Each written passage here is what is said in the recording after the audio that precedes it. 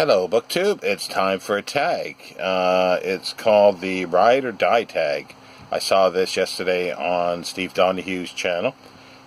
He did not tag anybody. Well, he tagged sort of anybody who wants to do it. And I had tagged him earlier on a tag that I did earlier that day, so I figured, well, I'll do this one. And it's some interesting questions, some that I had to ponder over, actually. But let's get to it. Oh, it's originally done by LadetteM. I have not watched that video yet, but I will once I'm done here or shortly after. Question 1, the BFF. A book not everyone loves, but has been with you since the start. This is one that I really had to ponder on, and trying to remember sort of the first books that I read, but they were mostly like literature, and then I got into science fiction in late teens, like sort of fiction-wise. Before that, I read a little bit, but I really didn't begin reading in earnest until sort of mid-teens, and then I never looked back. I caught the bug. And the only thing that I could really come up with is that one that people are familiar with, may have tried it, but few have succeeded. And that's Lord Jim by Joseph Conrad. It really struck me really, really heavy when I first read it, and I loved it. And I do love Joseph Conrad. I have not read all his works, but I do like Lord Jim, and I've read it a few times. And I love the film as well with Peter O'Toole. David Lean film in the 60s. It's a bit different, but it's just they each stand on their own equally well. Now, might have a bit of noise coming through here. It's been happening quite a bit today. Ambulance and police. There's an ambulance going by there now. Anyway, back to Lord Jim. And I've recommended it to people, and they couldn't get past because it is very slow. It is dry at times, and I admit that. And you have to go, I forget how many pages, maybe a third of the way through before you turn the page and goes, oh, now the story begins. But I thoroughly enjoy it, and it has stuck with me. I have not read it in probably 35 years. A good 35 years at least. But I read it twice, sort of within the first decade that I read it. So number 2, The Long Drive, a book ideal for long journeys. I don't have any specific book, but I do have a couple of sort of genres. Crime fiction is perfect. It's something that I've been reading a little more of over the last couple of years, and I've got a lot of just sort of not mass market paperbacks, but just trade paperbacks, the normal paperbacks that I've picked up really cheap through some remainder sites. And the last time I went on the bus ride was I had to go to Cambridge in was it March or February? February possibly. Forgetting dates here now, but anyway, that I took a novel with me, and that's perfect. So are short stories, because short stories can be great because it allows you to sort of dip into something, and then it depends on where you are, look at some scenery, and don't be sort of because sometimes you get too caught up in a book, and you sort of forget your surroundings, and you may be able to talk to people, or if you're with people. And P.G. Wodehouse is fabulous as well. Take a little bit of a few Jeeves and Wooster along with you, or Blandings, or some Smith, or even The Oldest Member, the golf stories. I'm not a golfer, but I love the stories. But number 3, A Newcomer, a recent read you can't stop talking about.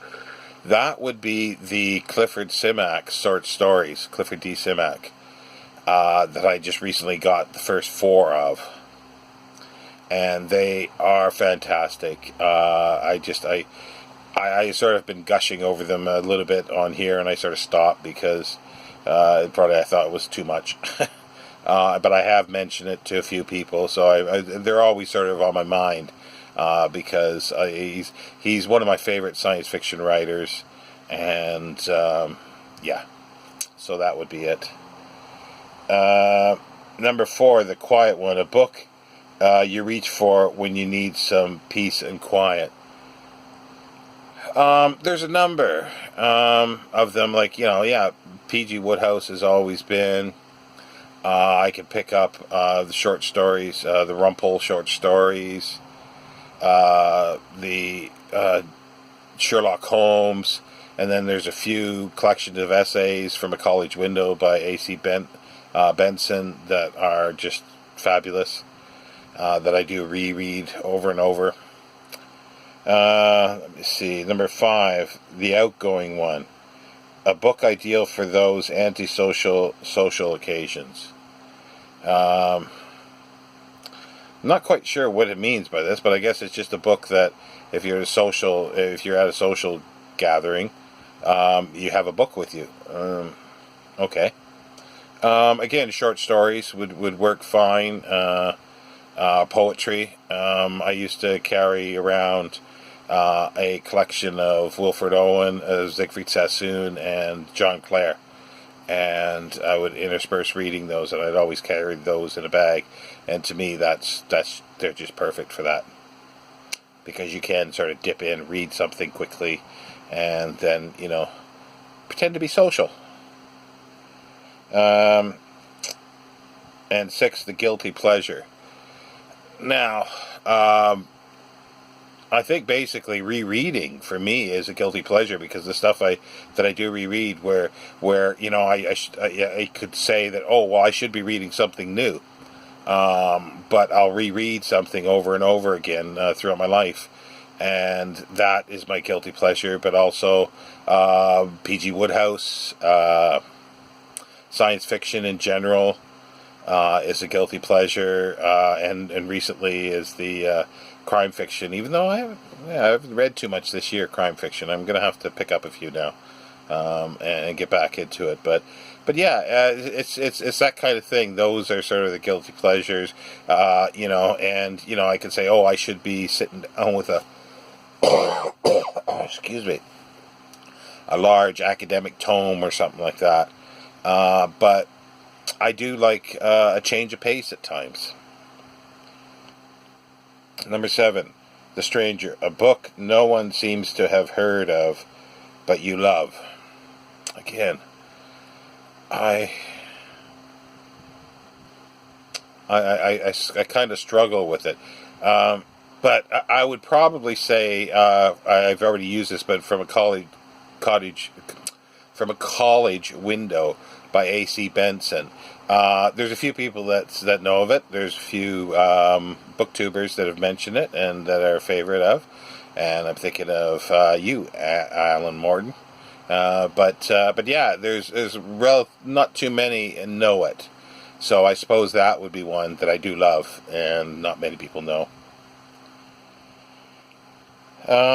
Number 8. The book was better, an adaptation that was inferior to its novel. Steve thinks, or says, that he thinks a lot of times the films are better than the novels. I sort of disagree to a large extent on that. I think generally the films are inferior. Not always, but sometimes there's certain things you can't do in a film, and there's always going to be missing something. The one that just sort of leaps to mind, because I've been talking about science fiction a little bit more on this one than normal, is Dune by Frank Herbert, and the feature film they did. What is it? 20 years ago? 25 years ago now? Was it Ken Russell? Was it a Ken Russell film? I can't remember now. But it was atrocious. It was just horrible. A horrible, horrible film. It just nothing. There really wasn't anything that was good in it. Well, yeah, a few things. But the ending was just totally ludicrous. But yeah, but then they did the miniseries on the Sci-Fi Network in the States, and those were good. Not perfect, but good. No idea. I will watch the new film, but I'll be watching it with a critical eye on it, I think. But a film that I thought was there's a few things that I thought were done magnificently that I can't say one is better than the other. I think they stand by themselves. Is Brideshead Revisited, the Yves Lenoir book, which I love, and the miniseries that was done in the 80s with Jeremy Irons. That is just wonderful. It's like it's almost flawless for the book. Another one that comes to mind is a 1982 film called The Year of Living Dangerously. That's with the Australian actor, I forget his name. Sigourney Weaver's in it. Linda Hunt is in it. She plays a man, but she does it so well you never really know. It's set in Southeast Asia, like in the early 60s, an Australian broadcaster comes there, journalist, and undercovers some nasty stuff that's going on with the government and the Communist Party there.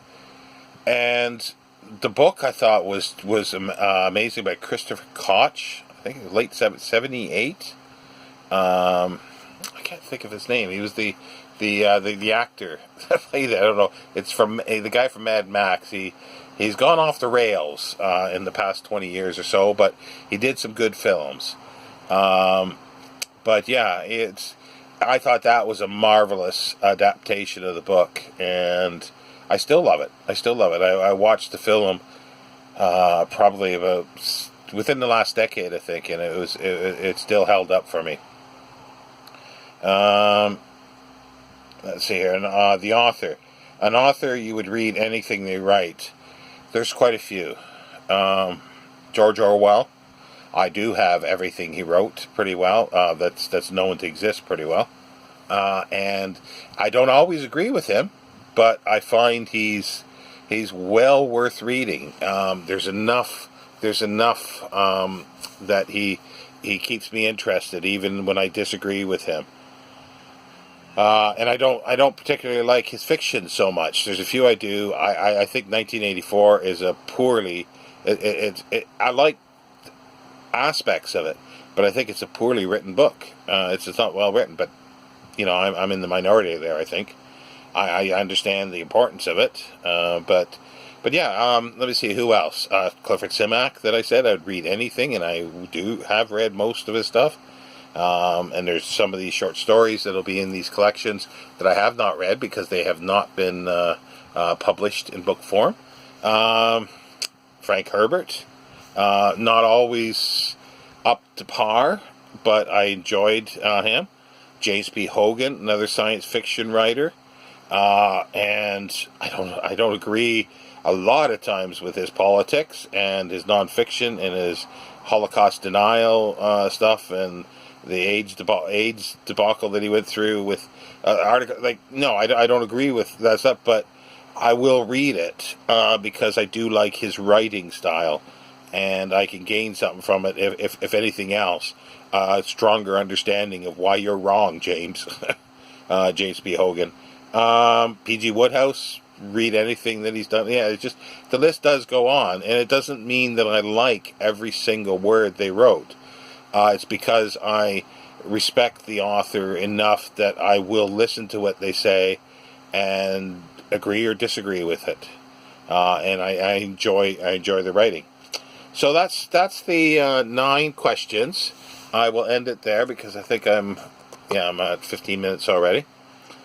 I won't tag anybody this time. If anybody does want to do it, then feel free and do the tag. It was interesting.